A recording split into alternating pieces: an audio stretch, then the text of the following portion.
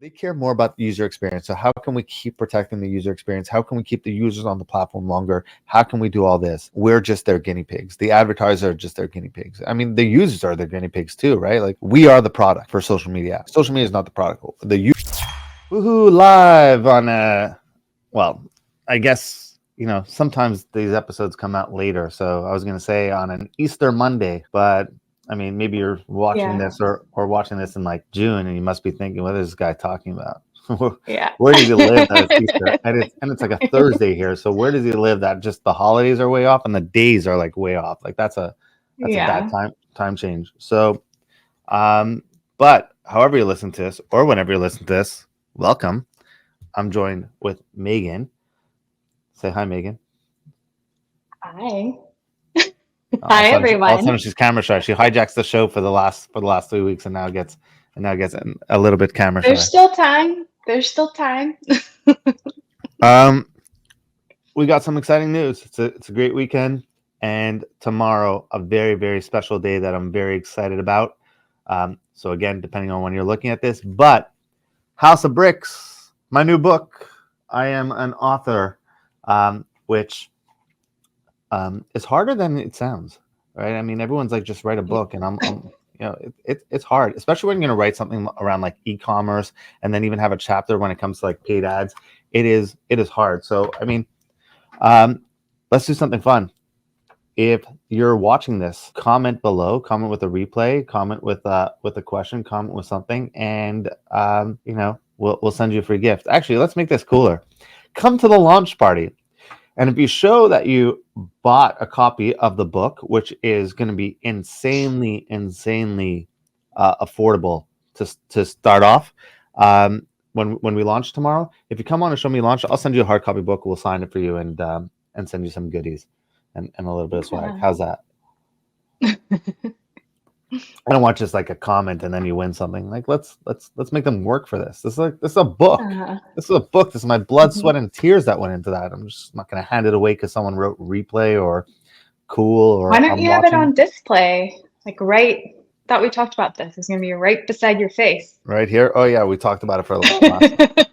Right there. We'll do the whole live like this. Yeah. Oh, let me find you the answer. That's in chapter. Yeah. Welcome to the Ask Jason show. Chapter 3, we'll go into that. And maybe next week we don't do an Ask Jason show. I'll just read the book. Maybe people just want to do like the live reading, like Masterpiece Theater or whatever that was called. And be like, Chapter 1, Introduction. I don't think we care about that. But we are very excited about this. This is a lot of hard work, and I think it's going to change a lot of lives. And writing it, it's a very hard thing to do, to condense your knowledge into writing a book. So for anyone listening to this who's written a book, kudos to you. Hopefully it was an easier process for you than it was for me. And anyone thinking about writing a book, as much as I say the process was hard, it wasn't as hard as I thought it would be. So it wasn't as easy as I thought it would be, and it wasn't as hard as I thought it would be. But go ahead, get your knowledge out there, change the world, make better businesses and humans. That's our mission. And that is it for me, Megan. Let's just go into the show. Okay. All right. First question is from Seth. Do you think more products are sold from Facebook ads on mobile or desktop, and why? Desktop computer, why? It's a good question.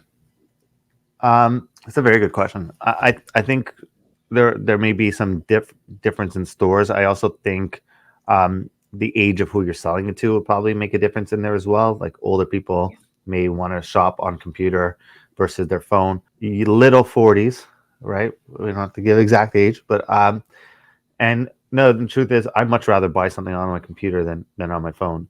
So like I'll see something, unless I like it's really, really simple for me and I see it and I know I've been through the process before. I always like it just on a bigger screen, and I like to look at it again.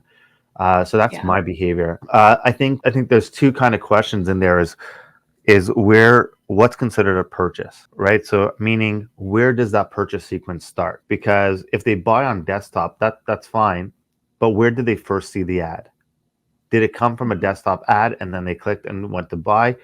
we know that it takes multiple touch points for someone to actually buy something. So I would say for the most part, most journeys would probably begin on mobile. Just we're on mobile for social media. Like there's just so many different things that can contribute to that. But I would say the experience probably starts mobile, and where it ends could end in a social media app, could end on a desktop, could end on your phone, could end, with you searching Amazon and looking for a similar for that product to see if you could buy it on Amazon. So we try to be so black and white with where does it begin, where does it end. But you look at how advertising works, it never really works like that. There's like 17 touch points between they see your brand and then they buy. So I just want to be everywhere. So if the question's where should I optimize the most for, it's everywhere. Okay. But I would go in with a mobile first, obviously. I own an ad agency, and we are really trying to go Sorry to after hear our that. No, I'm ideal just kidding. client Sure. and avoid any bad apples.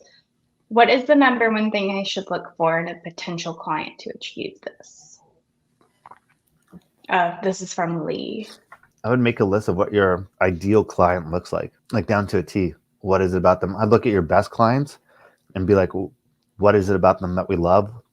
Go through each client and then try to find commonalities. And then those become like your benchmarks for your best client. Then you have like your second best client. I have a mentor who calls them ICP1s, ICP2s, or ideal client profile 1. That's your top tier. That's your dream. And then you have number 2s. Most of us live in the number 2s, where it's like, okay, they're not perfect, but enough to like we could work together for a long time. Then 3s are where we mostly suffer, and we pick, clients that, we think we could help, but they're coming with headaches and whatnot, and we probably shouldn't be dancing there as well.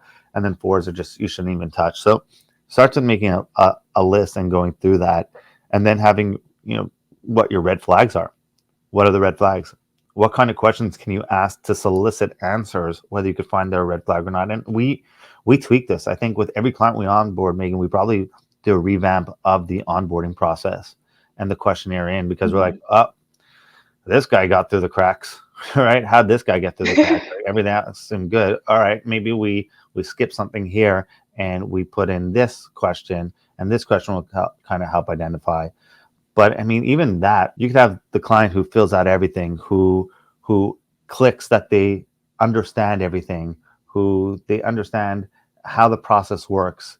They're on board. You walk them through it 1,000 times, and they're on board. And then when it starts, like they just switch. Mm-hmm. And they're like, I don't like any of this. It's like, well, we spoke before we even signed an agreement of what this would look like. And you were on board, and then you sign an agreement of what this would look like, and then you sign an intake form on what this would look like. So, just like contracts can't don't prevent you from being a shitty person. Like you can't, like, no contract's good enough to defend you on that, or defend against someone like that. You're always gonna have a couple slip in. But I'm curious to hear your answer, Megan, because you deal mostly with client success. So what? I mean, you're probably closer to that touch point than I am. Yeah, I mean, I think just as time goes on, you probably realize the kind of questions you need to ask. What are some red flags to you? What are some red flags of bad apples to you that you've seen so far? Well, I feel like we've kind of talked about this before, but maybe someone that's like a control freak, I guess. Or that would probably be the big one, or impatient, because in the beginning, it takes a little bit of time to get things going, the setup. And, I think sometimes people think day one, right out the gates, there's going to be the big results, and that doesn't happen till a little bit later down the line. Yeah, I agree. Usually. I agree. I think I'm just bred a little bit differently in the sense that I didn't start an agency from cool. I was like this marketing guy working for a company, and I wanted to go start on my own. I actually had my own brand, and I'm from the belief mindset of like, if I had an agency that was getting me results, I would never want to talk to them. Just keep doing what you're doing. Yeah. I don't want meetings. I don't Yeah. need meetings for the sake of meetings. I don't need 1,000 reports. I just need surface high level stuff. But like end of the day, if things are good, I'm all in. If things are bad, I need to be able to have a line of communication to you and be able to come in and do things. And if I give you a result, if I'm like, hey, go go bring in, you know, $1 million in revenue, but make the cost to acquire a customer under $100. Those are the two things for me. If we do that, we're golden. I'm super happy. I'm of the mindset, and this was the hardest thing for me to learn, right? So I'll talk to you. One of the hardest things for me to learn coming to the agency side and dealing with clients is I'm from the mindset, if we're getting you that goal, thank yous are the only things we should be hearing, right? Like when I had a clothing brand and I had sales reps and they were getting things, it was never, oh, maybe we should cut your commission by 0.5 because you're doing too well and we're making too much money, so you should make less money for your work and all that. And we see that like with agencies that charge percentage of ad spend. That's why we don't charge percentage of ad spend anymore, is that you know, you grow and they're like, oh, we're going to penalize you for growing us too big, right? So we don't want to pay you this much money, and we could find someone who's going to grow us also, but for a fraction of the price. So they leave, and my characteristics don't really match up well for a lot of agency clients, in the sense that I'm super loyal to a fault. Like I'll go, and this may not necessarily be a strength, but I'll go with someone a little bit too long. Like I'll work with someone a little bit past the point that we probably should have, just because I'm loyal. But at the end of the day, results are results. That's the only thing an agency is hired to do. So, you know, when I got into the agency work, and all of a sudden every client wanted to have a meeting and they wanted to discuss things, and you were a point to differ from last week, or those changes, it was like, it was crazy. And then it was like, cool, well, it's not my money, so who am I to judge? Right? When it's my money on the line, I could act however I want. But when someone's giving me their money, then I have to have this fiduciary responsibility. I have to have this different outlook that someone gave. Like we have to remind ourselves sometimes when we run an agency, is that if a client spent $100,000 on ads, they gave us $100,000 with trust to run their ads. That's huge. That's huge. And we lose sight of that sometimes. We're like, yeah, we're testing and we're doing things. Yeah, results dipped a little bit, but they just gave you $100,000, right? Like, so sometimes we just have to go back and remember the basics a little bit. But at the same time, sometimes you have to ask yourself, would they treat their financial advisor the same way, right? Do they get on a call when the stock market dips, 1%? Do they get on a call and need to have 75 meetings with their stockbroker to talk about what to do? How are they going to change the strategy? How are they going to do it because it dips one day? Advertising is that one thing that, like, that one bad day and just shakes up everything. So I think there's perspective needed on both sides. And I think that was the hardest part for me, was that I just came in and be like, if we're getting results, what are we even talking about here? Like, you give us the goal, we're crushing it for you. Let's work together for the rest of our lives. This should be a permanent contract, right? There shouldn't be a 1-year contract. There should be a 10-year contract. Like, we've crushed it for you. We built this brand. And I guess I'm surprised by the lack of loyalty sometimes, even when things are great. And that's clients. That's why you're doing what you do, Megan, right? Is to make sure clients are happy, because we're dealing with human beings, and human beings are all different. And if I was the client, Megan would have the easiest time with me, because she'd be like, Jason, are you still breathing? Are you still alive? I'd be like, all good. Versus some other clients who are like, Megan, are you still breathing? Are you still alive? I haven't spoken to you in 20 seconds. So did you die in the last 20 seconds? So that's that. Kind of off on a little tangent there, but I think it was an important one if you're building an agency. I agree. Okay. All right. This is from Jennifer. We've just launched a new clothing brand online, and it's only online. How frequently do you recommend that we post to social media to create brand awareness? I mean, organic is great. I think it's great to post on social media, but how are they finding your page to begin with? You're a brand new brand. So I think it matters. I'd post as many times as you can, right? You have to populate that page first of all. You have to have stuff for people to see when they come in there. You got to be testing different, whether you want to test a hashtag strategy, whether you want to tag people, whether you want to try posting in stories. It's a hard question to answer of like how many times, because every day I read a different report. Oh, it's 3 times a day. Oh, it's 1 time a day. Oh, it's once a week. The algorithm, everyone has what the algorithm tells them, but no one's ever come out and said what the algorithm really wants, right? So it's just a bunch of people, talking from their experience, right? It's not like they just made things up. It's like, oh, the algorithm favors us when we post 3 days a week. Oh, the algorithm favors us when we post once a month. So that's about that and more. What's the value you could possibly add to those people? But I think you're asking the wrong questions. Brand awareness isn't going to get built by building something no one will ever see. That's like saying, "Hey, we're gonna get a booth at a trade show, and we're gonna go like in the back corner, and we're gonna build our booth. What color should our table be to create brand awareness? Yeah. Well, what color should the signs be telling people that your booth is over there?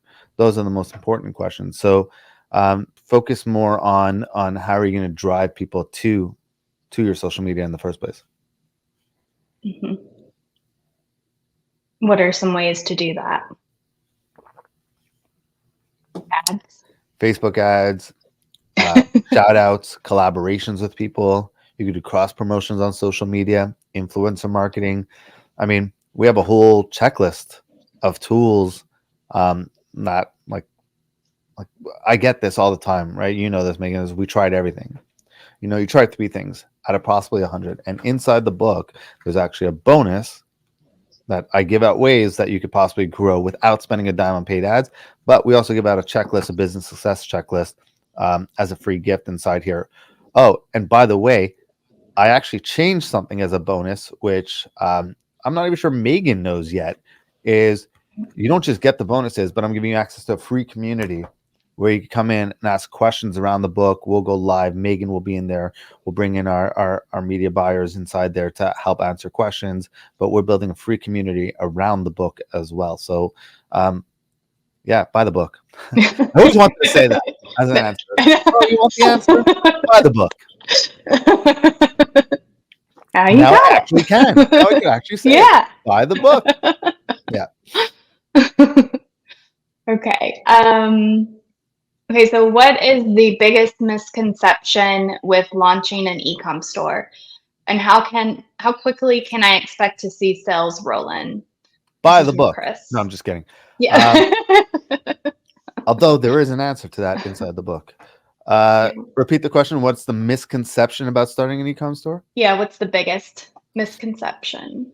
That if you build it, they will come. Everyone starts their e-com store so excited. They guilty, right? Guilty. I've done this, so I could say it with experience and not just as an agency owner, ragging on people I see on calls or whatnot, or as a coach or a consultant.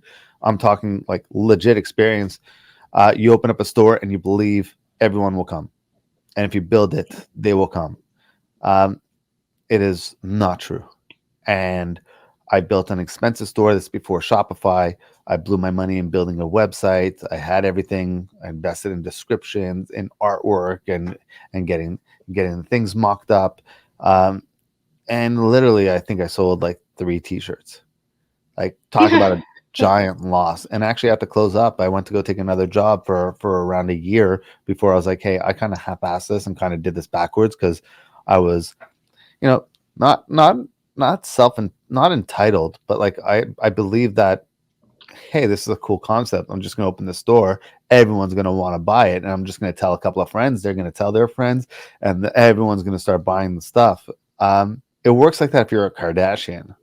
But if you're just like, Yeah. you're just like regular old Jason here, it does not work like that. And friends are like, this is so cool, man. I'm like, yeah, you think so? They're like, yeah, can I get one? Yeah. And I'm like, yeah, you can. There's a website where you can get one. And they're like, cool. Okay, so I'll check out the website and I'll make a list and send it to you. Thank you so much. Yeah. And I'm like, that's not what they teach you in business, right? Like Like imagine that. Like imagine like your friend's a dentist and you're like, oh, you clean teeth? Awesome, man. Yeah. I love some clean teeth.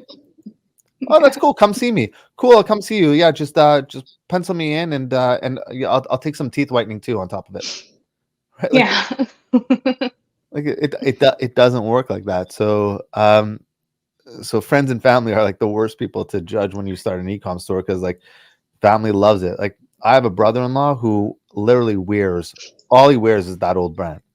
So he has like Oh. when I closed up shop, like he like rated everything and got the pick, and I gave him a bunch of swag for sure. And that's all he wears. And I'm like, man, if I had, at the time of starting, if I had like 10,000 views, like I'd be one of the biggest brands in the world right now. And he goes, no, you'd be broke because I haven't paid for any of these. I'm like, I'm like, solid point. That's fair point. Fair point. But yeah, so that I think that's the biggest misconception. And then the second part was, how quickly can I expect to see sales roll in? So As quickly as you could tell someone buy my stuff and give them enough value to buy your stuff, you could expect to see sales come in. okay.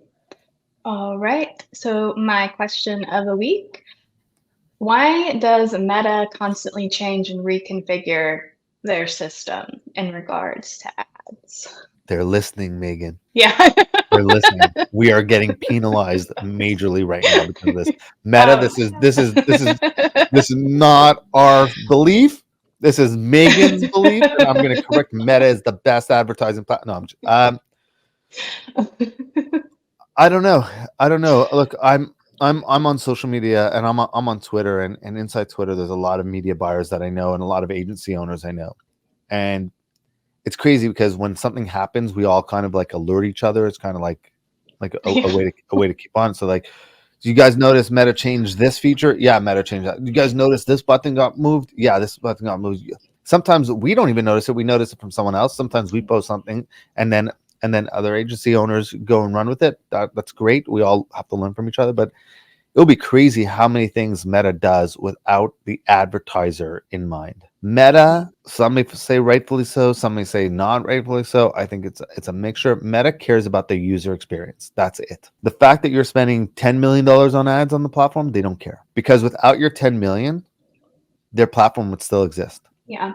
Without 10 million users or all the users, forget the number, without the users, their platform will not exist. So we have to understand that like when people are like, hey, I'm going to start an app or I'm going to start a community, how do I monetize it? How do I do that? You cannot monetize anything until you have the users. Once you have the users, monetization becomes easy because if ads shut down, someone else is going to be willing to spend $10 million to get in front of people, right? And there's almost like that death by 1,000 cuts here because you have the big brands that are spending so much money on ads.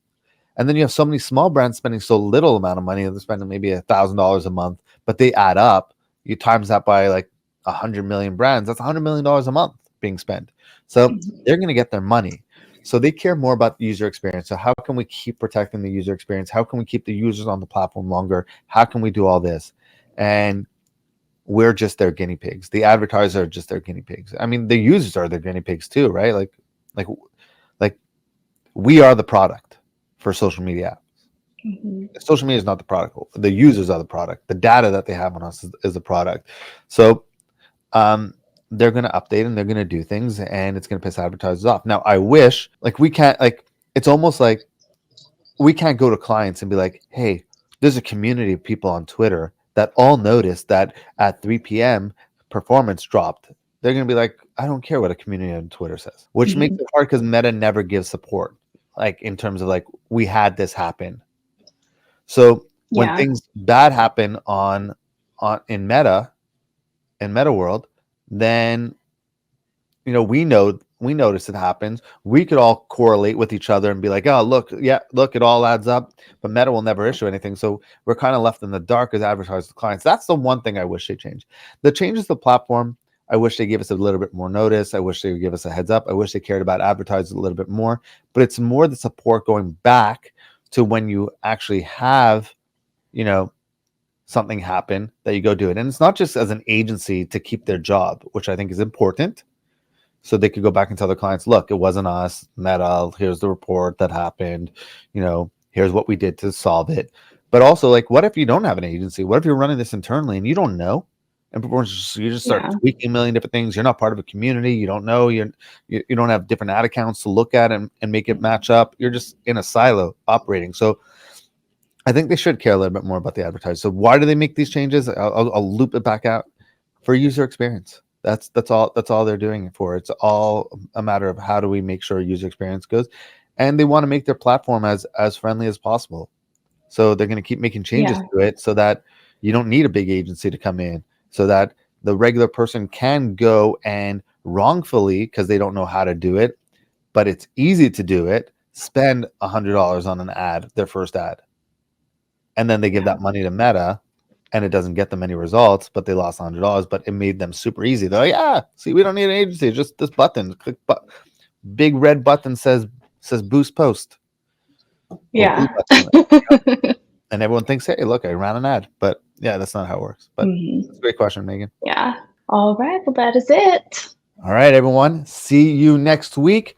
Tomorrow, launch, book. Go on my social media if you're watching this live or if you're watching this today. And this is Monday, April 1st. This is not an April Fool's Day. This is, I literally wrote the book. And it comes out Tuesday, 5 p.m. as a launch party. Would love to have you there. We'll put the link in the comments. But as always, Megan, thank you and happy Monday.